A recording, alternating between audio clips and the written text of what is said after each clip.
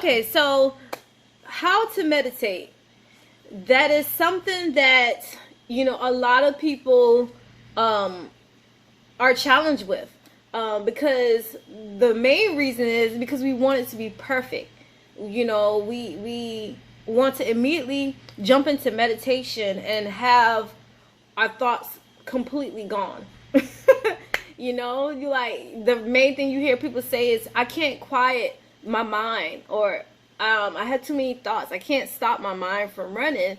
Well, your mind is doing what it's supposed to do. It's working. So you have to go into it with grace. Go into it with no set outcome of how your meditation practice will go. So that's the first thing I want to invite you to realize, is that there is no perfect way to meditate.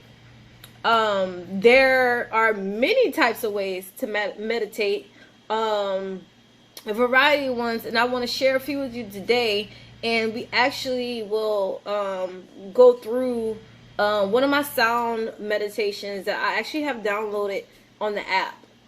So I want to invite you to just learn about these different ways of meditating that you may not even realize is meditating, and then implement that into your daily life and see which one resonates with you. Okay, so of course we know the traditional way of meditating, or the main way of meditating, is being in silence and quietness and stillness. Okay, so I always suggest, when you are learning to meditate, I always suggest I always suggest starting small and working your way up. Okay, so if you are a person that feels like you cannot quiet your mind at all, start very, very small. Start with 1 minute. 1 minute is better than no minute. As long as you set an intention that I'm going to sit and quiet my mind for 1 minute, that's a start. Now, and I will suggest doing 1 minute for an entire week. Work your way up to 2 minutes or 5 minutes. Do that for a week. Work your way up to 10 minutes. Do that for a week. And then if you go to whatever amount of time that you want to set for yourself, as how long you want to meditate, work your way up to that amount. And definitely, there's several different ways that you can be in the posture for the traditional form of meditation. You could be seated with your feet resting on the floor, your back flush against a chair, eyes closed. You could be in a lotus position, which is a yoga position.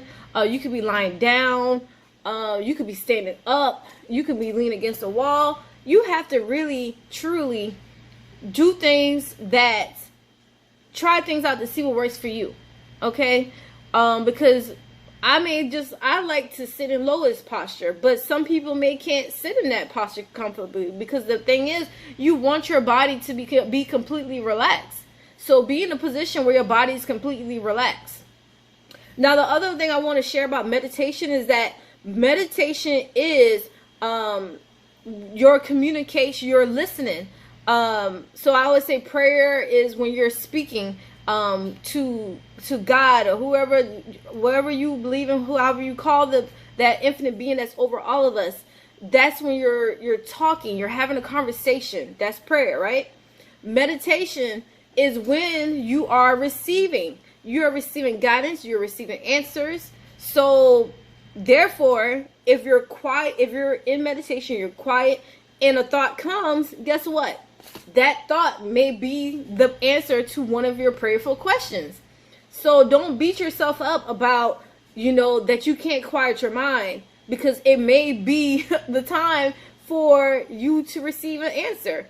Of course, so the thoughts will come to you. And I know for me, whenever I'm meditating and I have a thought that comes to me, I like to have like pen and paper next to me so that I can write down what it may be, because a lot of times Spirit gives me ideas and everything, and I just like to write them down because I don't want to forget them. But now when it comes to incessive thinking, now that's a different story. And what I'm learning, I've been reading the book The Power Now, and what I'm learning is that our mind is of course wants to be in control, right? But we have to realize that we're in control of it. So one thing that I really love that I read from the book is that that it was a part that says, ask yourself, I wonder, so if you're sitting in quietness and stillness and you got all these thoughts running across your mind, say to yourself, I wonder what my next thought is going to be. I tried it, y'all. And when I tell you, it actually worked. When I said that, nothing came to my mind at that point. Nothing. And when I continued reading the book, and that's what the author said, Eckhart Tolle said, he said, nothing probably came to your mind. It's because you're actually putting a gap in between your mind. So those gaps that you receive are actually forms of meditation. So